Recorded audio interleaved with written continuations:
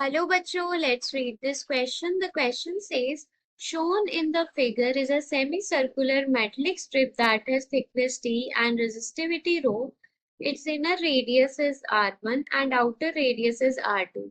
If a voltage V0 is applied between its two ends, a current I flows in it. In addition, it is observed that a transverse voltage delta V develops between the inner and outer surface due to purely kinetic energy effects of moving electrons. Ignore any role of magnetic field due to current. Then figure is schematic and not drawn to scale. A option, I equals to V naught T by pi rho ln R2 by R1.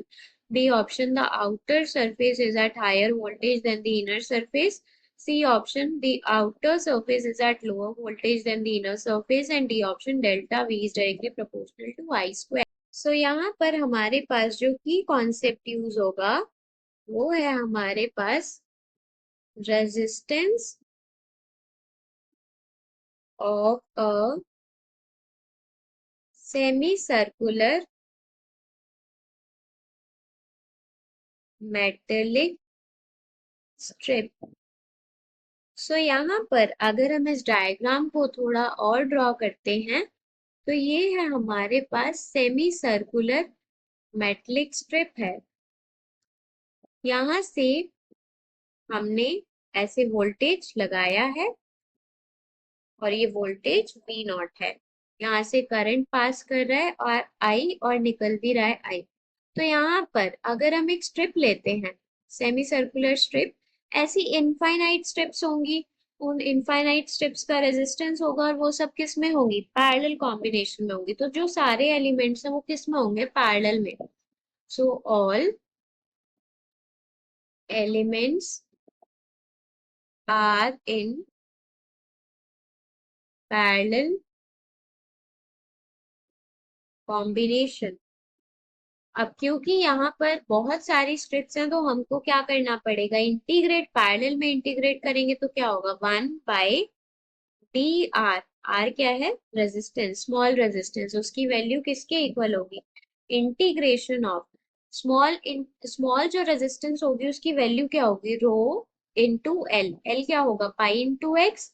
Semi circular जो है ये distance, radius हमने x लिया तो semi circular जो length है वो पाई x हो जाएगी डिवाइडेड बाय एरिया। एरिया क्या होगा? Thickness into dx।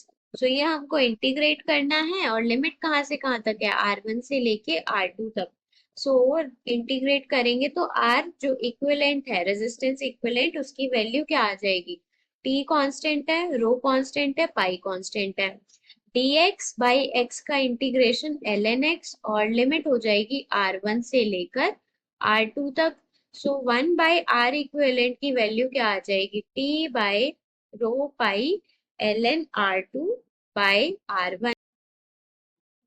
तो यहाँ से हम क्या बोल सकते हैं? यहाँ से हम बोल सकते हैं आर इक्विवेलेंट की वैल्यू क्या आएगी? आर इक्विवेलेंट की वैल्यू आएगी pi into rho by T और divided by ln of R2 by R1। हमको पता है करंट क्या होगा? करंट होगा V not by R equivalent. ये हो जाएगा हमारे पास V not by pi rho divided by T ln of R2 by R1। So ये ऊपर चले जाएंगे, सो ये हो जाएगा V not into T ln R2 by R1 divided by pi into rho. So ये आ गई हमारे पास करंट की वैल्यू। अब हमको पता है कि हमारे पास जो इलेक्ट्रॉन्स होंगे उस कंडक्टर, उस सेमी सर्कुलर स्ट्रिप में, उनके ऊपर फोर्स क्या लगेगी? Minus E into E not vector. तो ये कहाँ होगी? अंदर की तरफ होनी चाहिए ताकि सेंट्रीपिटल एक्सेलरेशन मिल जाए। तो इलेक्ट्रिक फील्ड कहाँ होगी? इलेक्ट्रिक फील्ड होगी हमारे पास रेडियली आउटवर्ड। सो फोर्स है हमारे पास radially inward in order to provide centripetal acceleration. In order to provide centripetal acceleration. So electric field जो होगी therefore E vector will be radially outward. ये होगा हमारे पास रेडियली आउटवर्ड. अब अगर हमारे पास ई वेक्टर रेडियली आउटवर्ड है तो हमको पता है इलेक्ट्रिक फील्ड की डायरेक्शन में पोटेंशियल क्या होता है, डिक्रीज होता है. क्या होता है, डिक्रीज. मतलब कि अंदर का पोटेंशियल ज्यादा होना चाहिए, बाहर का पोटेंशियल कम होना चाहिए. So we inner potential of inner part will be greater than potential of outer part. हमको ये भी पता है कि हमारे पास जो सेंट्रीपिटल फोर्स होगी वो किसके इक्वल होगी, इलेक्ट्रोस्टैटिक फोर्स. मतलब Q E equals to M V D square by R. So electric field की वैल्यू क्या हो जाएगी, इलेक्ट्रिक फील्ड की वैल्यू हो जाएगी हमारे पास M V D square by Q R. हमको पता है करंट क्या होता है, करंट होता है हमारे पास N E A V D. So यहाँ से हम बोल सकते हैं, यहाँ से we can say that V D will be directly proportional to I. V D is directly proportional to I. तो डेल्टा वी क्या होगा, डेल्टा वी होगा हमारे पास integration of E dot D are.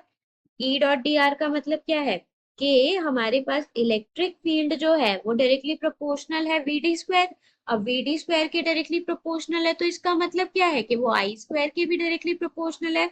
So delta we जो है वो हमारे पास आई स्क्वायर के भी डायरेक्टली प्रोपोर्शनल होगा.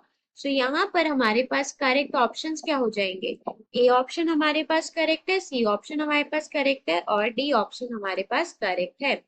So here A option, C option and D option are correct. Hope you understood it well. Best of luck.